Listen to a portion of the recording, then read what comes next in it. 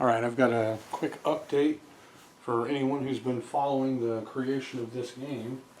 I have all of the sprites that are going to be in the game in there. I had to make some minor sacrifices to get everything in there for all 4 characters. But we have a grand total of 88 sprites in this game, and many of them are 32 pixels, some of them are less, and of course that's 44 layered 3-color sprites, because it takes 2 sprites for every one that's going to be a 3 colors. So this is 44 sprites. I've got all the moves for Ryu, Terry, Mai, and Chun in the game, and they're able to do things now. So see down here, 45 bytes left in my bank 8. That's really not enough to do anything. So it looks like I'm getting focus problems here. I might be using missile sprites for the fireballs and fire waves and things like that. Here we have Mai. I went ahead and changed her. I might zoom this in a little bit better while it's on there. Let's see. There we go. You can kind of see I'm happy with her hair. I actually drew her hair in the program. The hair I originally did. I had to do, like I said, I had to do some sacrifices. So the first thing I had to do, because I had every move for Ryu, Terry, Bogard, and Mai in the game, but I had no room left other than Chun-Li's stance. So I figured, okay, what am I going to do here? Well, I spoke about this situation in my last video about how everything is 8 by 8, and then you're basically doing, once you're over 32, if you're not meeting that next plateau, then you're still using up that much space. So I went ahead and converted every character's highest point of pixel height to be 32. So every character is 32 pixels or less in height. And that immediately freed up some room, but not enough for every move that I wanted for Chun-Li. I fit most of the moves in there for her, but was missing a couple. So I got rid of blocking. This was something that was just kind of on the table. Maybe I was going to include it or not. So I went ahead and got rid of it, and I'm okay with that. I'm not going to be too upset. I didn't have blocking in the original Street Fight world, and so there is no blocking. As you can see, though, they are now jumping and flipping, and they've got their squat moves in here now. You can see Mai is jumping and flipping. She's got her walking animations. Okay.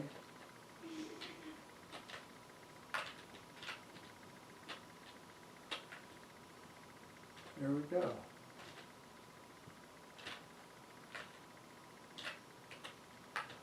Now, I changed Ryu's squatting animation there. It was a little kind of sideways looking, and I noticed that everyone else's were kind of more facing each other, and so I changed his to be a little more like what everyone else's were.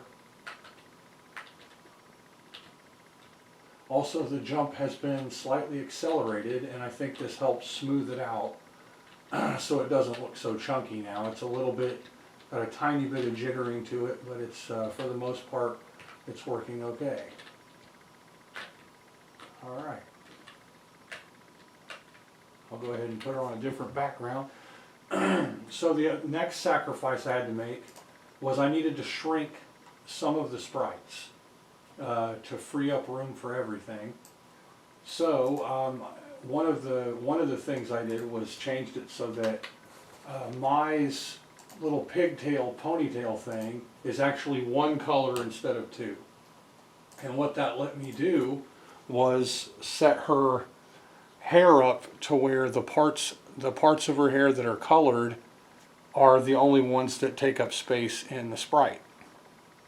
So the part of her head that goes up to where her eyes are and shows the color of her face, all the lines above that would be there to allow for the extra color on the ponytail can be eliminated, and that actually freed up much more because it was right at that plateau where, because it was over 32 pixels tall, it was catching the next 8 pixel tall memories, the ROM space, what I should say.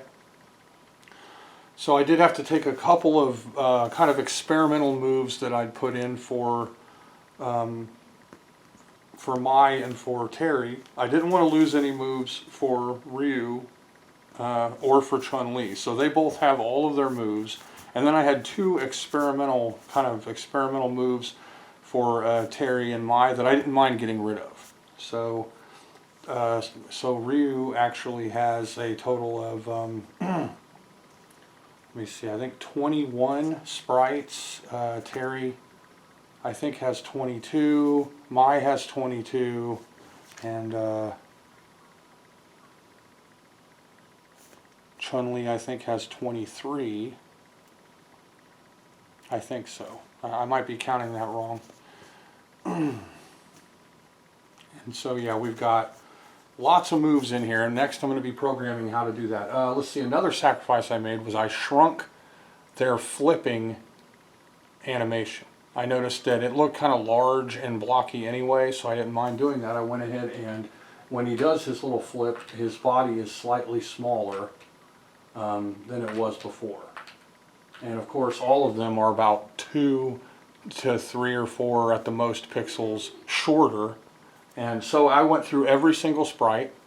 I scaled them by 2 pixels or 3 or 4 pixels to get them at that 32 pixel or lower requirement, and it freed up enough room to fit all 4 characters in the game. Now this is only 4 characters though. I'm not able to put more in, but what I probably will do instead is make color variants accessible. So I might make a Mai that has, you know, different color outfit, different colored body. I might make Ryu have different colored hair, possibly a different colored gi. Just make different variations so that there's a little more flair. And at first I was like, well, how's this going to be with only 4 characters? But in all honesty, I could have made a karate champ and it would have been extraordinary on the Atari 2600. So I'm not too brokenhearted about being stuck with 4 different characters to choose from. And the fact that it's using almost the entire 8-bank ROM space for graphics is fun. I love that this is jam-packed with graphics. And with that 88 sprites that I was talking about, I talked about this earlier, it could actually be much, much more. If you're using 24 sprite or 24 pixel high or less, even 16 pixel or 8 pixel high, then of course you're going to have much, much more sprites that you can use. And I really don't know of any Atari games that use the full amount of sprites that they can actually have. Maybe Titan Axe is one of the only ones. I mean, when I made Titan Axe, I used every bit of ROM space that was on a 32K bank switching cartridge. And a lot of the computational parts of it, I would do differently now. When I remake the game, those are going to be done in a different way. And that will probably save some space and add some more complexity to the game. But as far as graphics went, I just jam-packed the game. So it uses every bit I could squeeze out of a 32K bank switching cartridge. And this game, with all of the code to control the characters, is going to be in that same realm of size. It's going to be very, very large. So I'm going to switch to...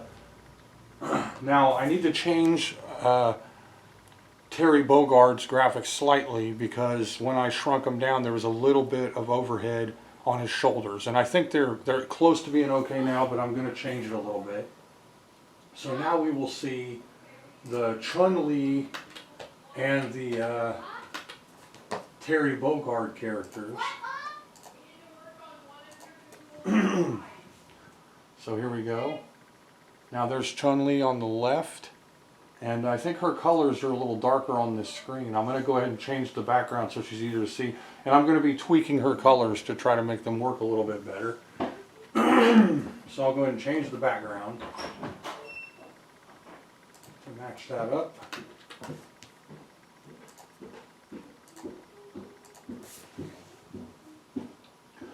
There we go. That's a little bit easier to see.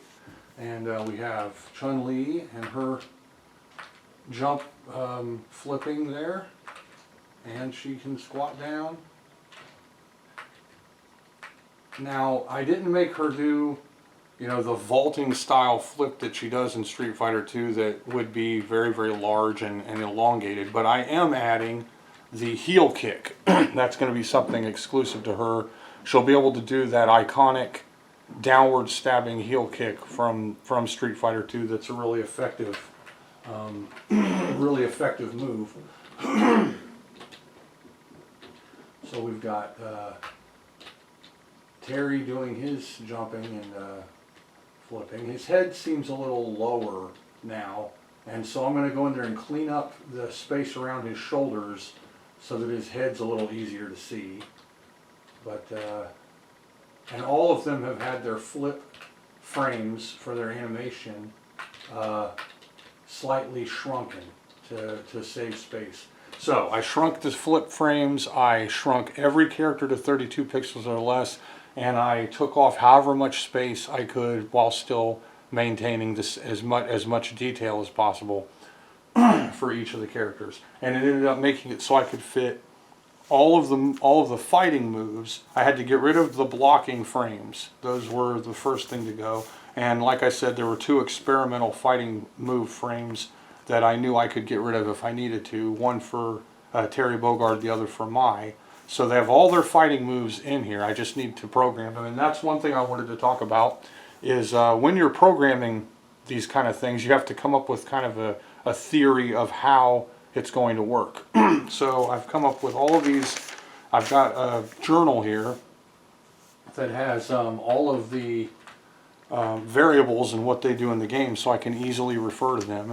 It's invaluable. You want to know what all of your variables are doing in your game, otherwise you're going to get lost and not be able to catch back up again. So I've decided that 2 of the variables will be for attacks, and those 2 variables, I'm going to pattern the attacks in a certain way, and what this will do is calculate where the missile is going to be, and it's going to afford a chance to set the missile's width, but more importantly, put the missile in an exact location to represent a leg extending past the 8 pixel wide character, or the fist coming out from where the character is to punch. So that's going to be involved in that. So what my theory here, and this is probably how it's going to end up being, is sections of the numbers of the variable, which maxes out at 255. We're looking at 256 possible combinations in an 8-bit cycle, and so we have the 255 counting 0. And so once a move is activated, say you are doing just a punch, you hit the punch button, that will then activate 1 cycle for your variable for attacks, and it will start it out at 1 and then add in increments up to a capped off amount. The frame that's the animation frame will be set to appear when that when you're at that sequence of numbers or below, and then the very first number, when it reaches 1, for instance, for punching, which would be probably the first attack, that will then set the math for where the missile will appear. Now, the reason that's important is you don't want your missile just be, you know, anywhere and everywhere. You have to tell it exactly where to be, and it has to be based on the exact location of your character's sprite. So you could tie a variable to the missile, set it at an original point for each attack at the beginning, and then have it constantly change the location invisibly while your character's doing things. But what would be better would be at the instance of the character using the missile, it is then given instructions. So at their basic standing point at the very beginning of the game, the original XY coordinates for the character, the sprite location or the missile locations when corresponding to the sprite, and also corresponding to the reflect bit, which a variable h is controlling, will then decide exactly where in that very first number one of the increasing of the counter for that variable where it will be set. So, for instance, to set it up, I would have Chun-Li's punching posture put up on the screen. I would just test it by telling it to put it up on the screen. Then I would line up where her fist would be in that punch, and of course this would be without any motion. I would have no, because if you don't want this to be wrong, you want it to start out at an XY coordinate that can be inputted. And then what will happen is, based on her own XY coordinates, which are also a variable, I will add or subtract an exact number that will set the missile where it's supposed to be for that attack. Now, because that variable is constantly changing based on controller input and other things going on the screen like collisions and things like that, that very first instance will be necessary to record where it should be. And so suppose it ends up that the fist, the arm extending from the body, just hypothetically, is at 16 pixels beneath where her Y coordinate is, and then it would be at a certain X coordinate on the screen. Then that would be figured out which, in correspondence with her placement, which is the same for both characters, but then of course it could be different based on the character and especially what move they're doing. So it might be then that I look at her placement, and if her placement is 55 from the starting point, and then her arm placement on the y-axis would then be maybe 60, then I would say in that first instance, whatever her variable is for her y-axis plus 5, and then that would put the missile sprite right where I want it to be. And then of course anywhere that she is on the screen, it would correspond with that, because it's going to use her variable at that moment to calculate the very first. And now what the reason this is going to be important is because it's only doing it one time. Once you hit the button to punch, and then it goes out and looks and sees and sets the variable in motion, then in the instructions, once that variable reaches 1, that's going to activate the sprite and activate the placement of the missile. But then as it counts up 2, 3, 4, 5, however long I want the animation to stay out there, everything above 1 will just be to decide how long the animation frame is going to be on the screen.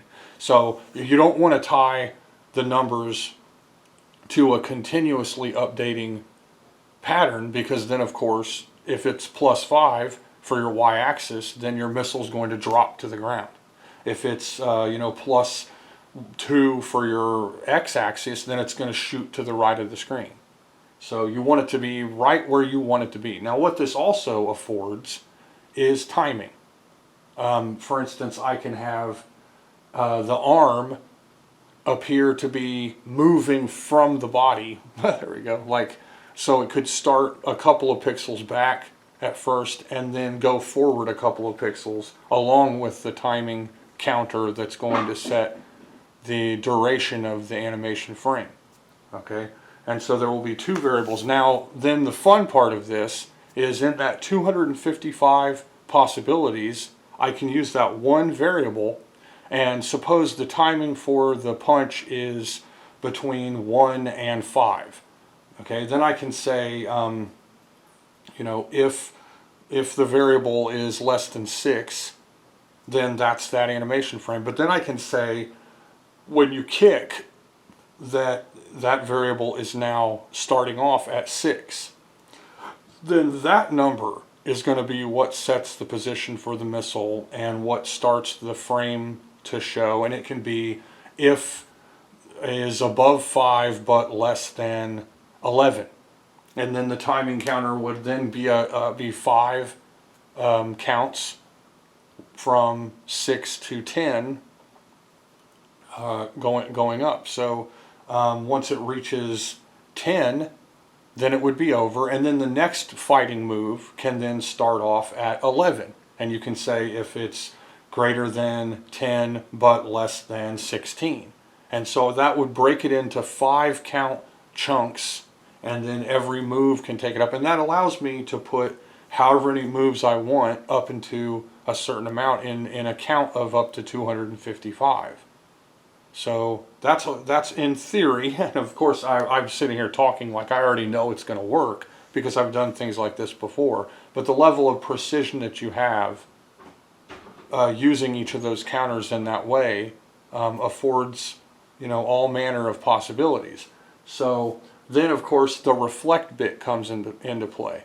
So the reflect bit is going to say if h equals 0 and the attack variable equals 1, then, or if h equals 1 and the attack variable equals that. And then what that will do is set up the same attack for facing left or right. Of course, because if you set up the variable to activate a XY coordinate for the missile for punching, and it's only for punching, for instance, where she's standing now facing to the right, then if she jumps over Terry and then punches, and I haven't given it that extra modifier, her fist is going to pop out of her back, and it's going to look wrong. So, but those two, that using that H as a variable to modify it, and then using one attack variable for each one, should work out. It should work okay, and I seriously doubt that the timing of every move is going to, get anywhere near 255. If I do 5 count timing for every move, which I won't, there'll be moves that stick out there longer and are more powerful, moves that are quicker, like a jab, that are less powerful, things like that. Now, I'm not going to do blocking. I had considered, and okay, if I do blocking, then it's just going to be a missile that looks kind of like their arms popping up or something. I had these really beautiful blocking frames where Chun-Li did the block just like in the game, where her arms are horizontal in front of her face blocking the attack, and I had one for Mai where she's crossing her arms up in front of her face, and they looked really great. And I was kind of sad that those had to go, but they did. Something had to go to free up enough room to fit 4 characters and all of their moves in this game. But all of the moves are now in this game. You can't see them all because I haven't programmed them to do things yet, but they are all in the game. Now, using the 4 draw screens also affects the timing of the game. I tested this out earlier, I eliminated 2 of the draw screens, assuming that I would use missiles for the fireballs and the fire waves and all those things like that. And it sped up the game considerably. So much so that I would have to go in and reorganize every timed event to do with jumping and flipping and stuff. And I like the speed that it's going at now. So I'm going to leave it the way that it is. And this will offer up more intricate adjustability to the backgrounds and things like that. So it's not going to hurt to keep those going, but I most likely will not use the 4th frame for an animated fireball or animated fire or something, because I don't really have enough room.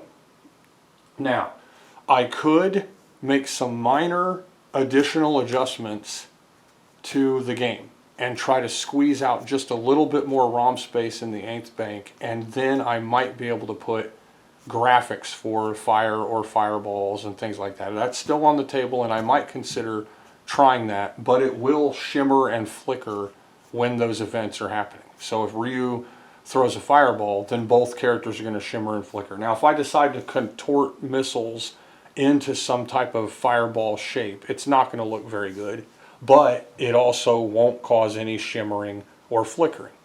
And so the temptation of having a game that's an Atari game like this with no flickering and no shimmering, it's very real for me, and I think that it might be worth just going ahead and doing it that way, just using the missile also for fireballs, fire waves, or anything like that.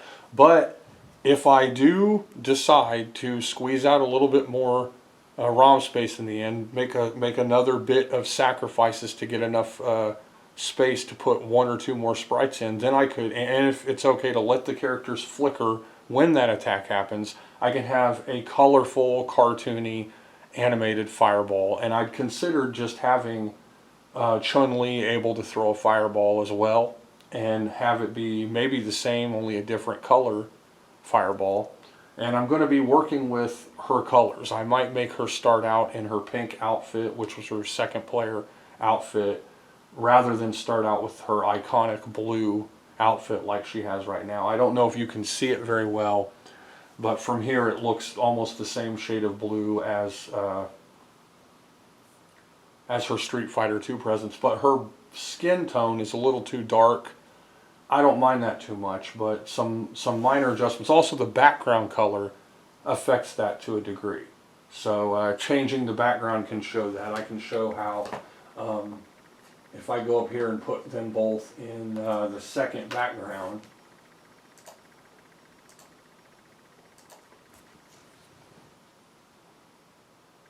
there we go. Now maybe she's a little lighter, maybe not. I mean, it looks almost the same right there. Okay. I really love the flip. I think her moves look pretty good. They're hard to focus on, but we are talking about very simple animation here. This is, you know, it's not as easy as it looks. I can't have 2, 3, 4, 5 frame animation movements, or all we would have is that thing. That's it.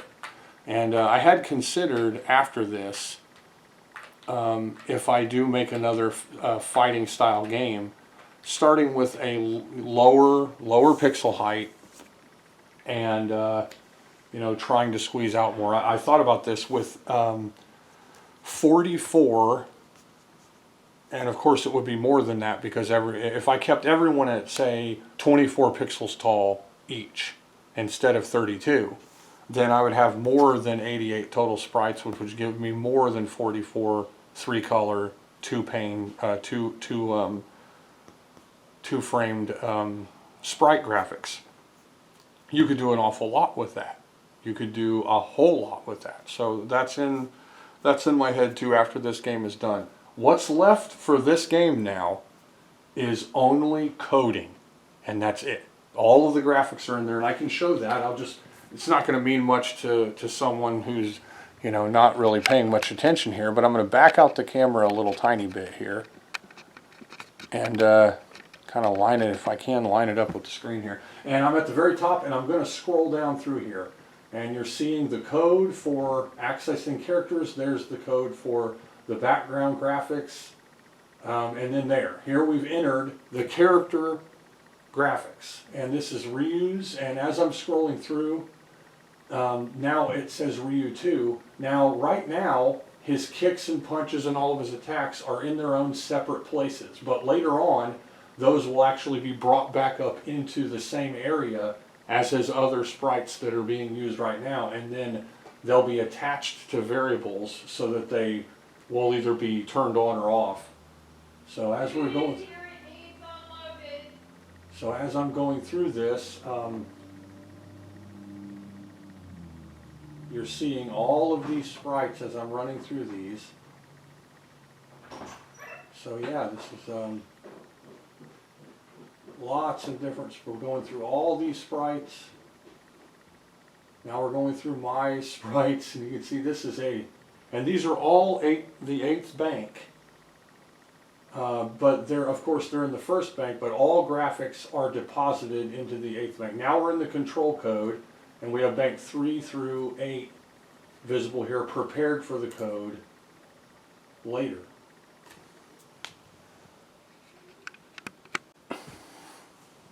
So the next step will be to add the activating part for the fighting moves, the variable that will activate that. And I'm going to tweak the collisions a little bit.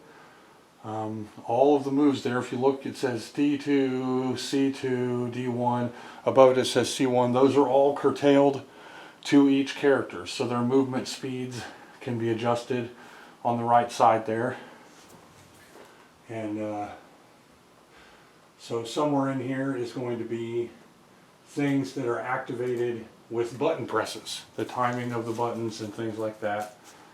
And well, let's see really quick how she looks on background 1.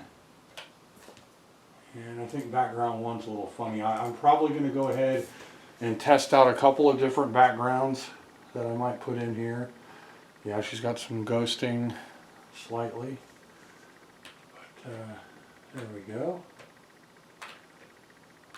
And it looks like the something's wrong with my sailboat. I need to go in there and adjust it again. It's not working. I think I deleted it earlier to do something else and didn't put it back. But yeah, I'm really happy with the jumping and moving.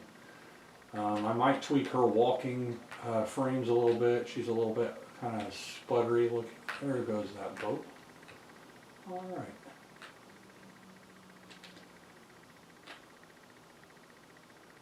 It works. So yeah, 4 characters, all the moves are on here. And so this is kind of a small update on the game. And again, I'm getting a lot of views. This one is going to be a kind of a shorter video, just to kind of update on the progress of the game. And I'll be doing another one once the moves are plugged in. And I might change or add more backgrounds if I can. It looks like I might be out of room though. Like I'm officially, well, okay, I added 4 frames. Down here it says 45 bytes left in bank 8. I added a 4-lined sprite. And once I added the 5th line, then it went to -18.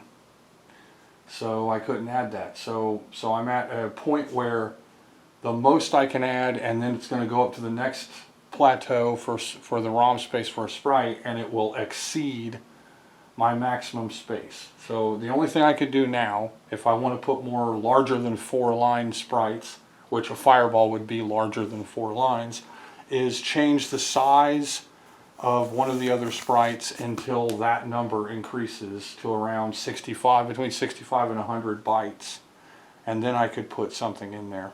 So there we go though, it's coming along. I'm also going to have to put music and sound effects in there. That's another thing that's going to be coming up pretty soon, but it's coming along quickly.